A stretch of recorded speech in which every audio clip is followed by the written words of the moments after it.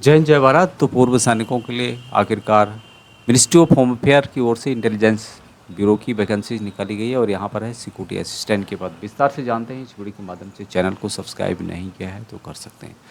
तो यहाँ पे आप देख सकते हैं नोटिफिकेशन के माध्यम से इंटेलिजेंस ब्यूरो, और ये है मिनिस्ट्री ऑफ होम अफेयर की ओर से भारत सरकार की जॉब रहेगी। पद का नाम है सिक्योरिटी असिस्टेंट। ऑनलाइन के माध्यम से इन वैकेंसीज़ के लिए आप अप्लाई कर सकते हैं जो भी इंडियन नेशनल सिटीजन्स हैं, और यहाँ पर पद हैं सिक्योरिटी असिस्टेंट के पद। अभी यहाँ पर वैकेंसीज आपको मिलेगी ऑल इंडिया बेसिस पे।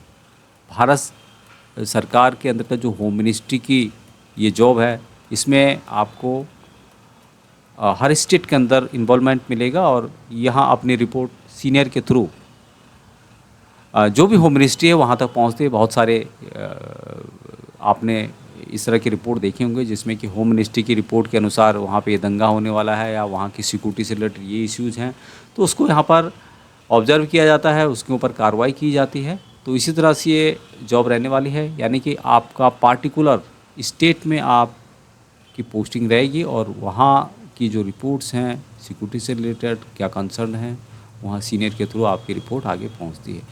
तो हम बात कर रहे थे यहाँ पे टोटल वैकेंसीज़ की 4,987 वैकेंसीज निकाली गई है। हर स्टेट के अंदर वैकेंसीज है, जिसमें कि 10% वैकेंसीज पूर्व सैनिकों के लिए रखी गई।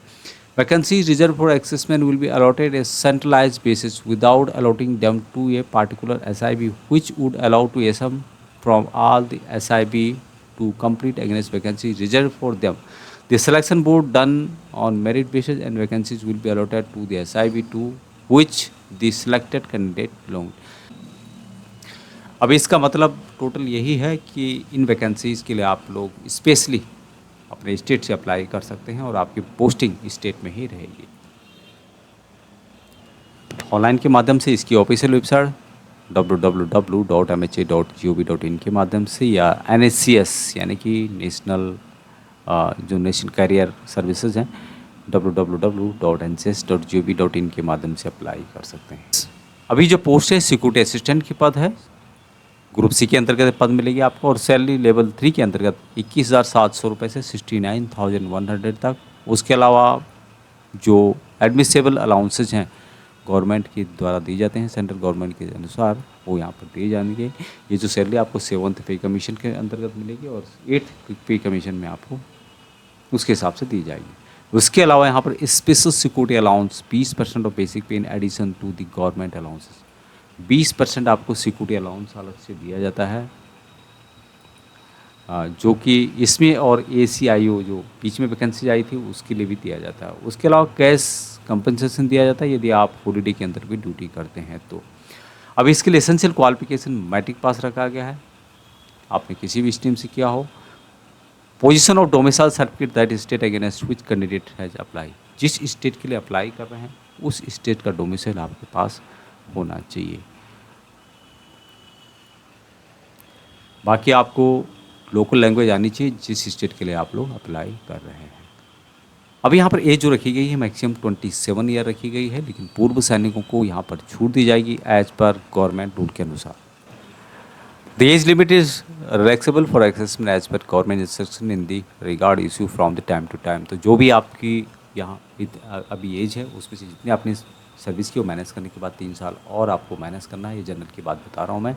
तो आपकी एज कैलकुलेशन करके 27 साल से ज़्यादा नहीं आनी चाहिए।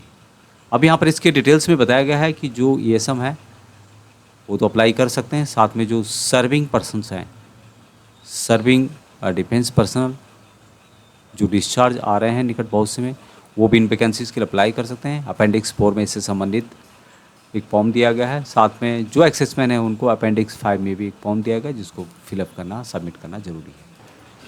एग्जामिनेशन किस तरह से यहाँ पे होगा और किस तरह से पेपर आएगा उसके बारे में बताया गया है कि यहाँ पर जो है ऑनलाइन एग्ज़ाम होगा। MCQ यानी कि मल्टीपल चॉइस क्वेश्चन पूछे जाएंगे जो कि 5 पार्ट में डिवाइड होंगे और एक पार्ट होगा 20 नंबर का। जनरल अवेयरनेस से रिलेटेड क्वेश्चन होंगे, क्वांटिटेटिव एप्टीट्यूड से रिलेटेड क्वेश्चन होंगे, न्यूमेरिकल या फिर एनालिटिक्स, लॉजिकल एबिलिटीज या रीजनिंग से रिलेटेड क्वेश्चन होंगे जो कि 20 नंबर के होंगे। उसके अलावा इंग्लिश लैंग्वेज से रिलेटेड होंगे, जनरल स्टडीज़ से रिलेटेड होंगे। तो टोटल यहाँ पर 5 सेक्शन हैं और 20 नंबर का एक सेक्शन है, तो टोटल यहाँ पर मार्क होते हैं 100। और 1 आवर का टाइम यहाँ पे दिया जाता है। नेगेटिव मार्किंग रखी गई है 1/4 नंबर, यानी कि 0.25 नंबर आपका कट जाएगा। उसके बाद दूसरा जो टायर 2 होगा, ये टायर 1 की बात कर रहा हूँ मैं, टायर 2 जो होगा इसमें रिटन एग्जामिनेशन डिस्क्रिप्टिव रोल का होगा, यानी कि पेन और पेपर का होगा, जिसमें कि translation of a passage 500 word from local language dialected to English and vice versa. तो यहाँ पर लोकल लैंग्वेज से रिलेटेड 500 वर्ड का होगा, जिसको कि आपको ट्रांसलेट करना होगा, जो कि 50 नंबर का होगा, और इसके लिए 1 घंटे का टाइम दिया जाएगा। तीसरा जो इम्पोर्टेंट यहाँ पे ये है इंटरव्यू पर्सनालिटी टेस्ट होगा, जो कि 50 मार्क का होगा। तो 3 पड़ाव रहेंगे, टायर 1, टायर 2 है, टायर 3। सिटी जो होगी यहाँ पे दोस्तों, द कैंडिडेट हैज़, जब भी आप अप्लाई करेंगे तो आपको ऑप्शंस मिलेंगे अपने एग्ज़ाम सेंटर्स चूज करने का। तो 5 ऑप्शन आपको दिखाई देंगे। तो ऑल इंडिया के अंदर कितनी सिटीज़ में एग्जामिनेशन के तौर पर इनको सेलेक्ट किया गया, वो यहाँ पे चेक कर सकते हैं। एक स्टेट में 4 से 5 सिटीज़ आपको मिलेगी। तो आप अपनी सुविधा अनुसार जब भी आप अप्लाई करते हैं तो उस समय आप सिटीज़ को सेलेक्ट कर सकते हैं।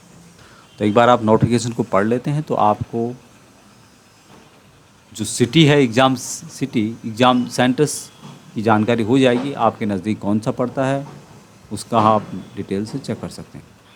अभी सिलेक्शन का क्या प्रोसेस रहेगा उसके बारे में यहाँ पे बताया गया है कि जो कट ऑफ है अनरिजर्व के लिए 30 है, ओबीसी के लिए 28 है, एससी एसटी के लिए 25 है, ईडब्ल्यूएस के लिए 30 है, और एक्स सर्विसमैन उनको उनके ऑन कैटेगरी में ट्रीट किया जाएगा। तो इतना कम से कम आपको नंबर लाने होंगे जो यहाँ पे दिए गए।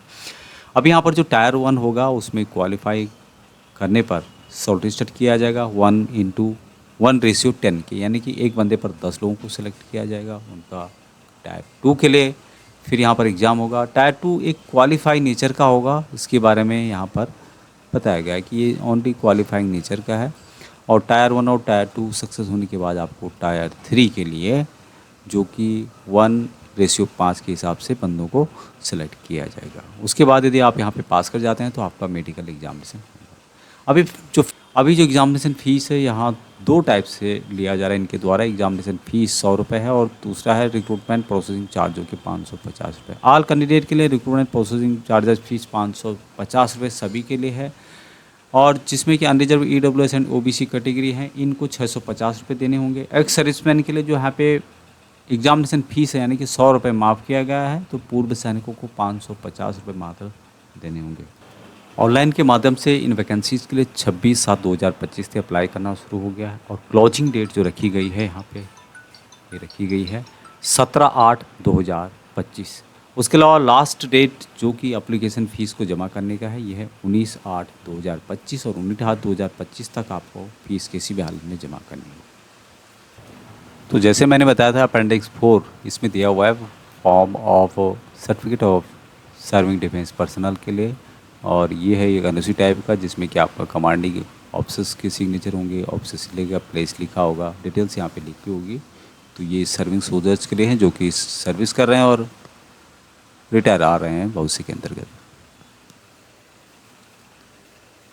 हालांकि 1 साल के अंतर्गत होता है, लेकिन इसमें मेंशन नहीं किया गया है। ज़्यादा जानकारी के लिए आप इसके नोटिफिकेशन को एक बार रेफ़र कर सकते हैं, लिंक आपको वीडियो के डिस्क्रिप्शन में मिल जाएगा। अभी तक इतना ही। जय हिंद।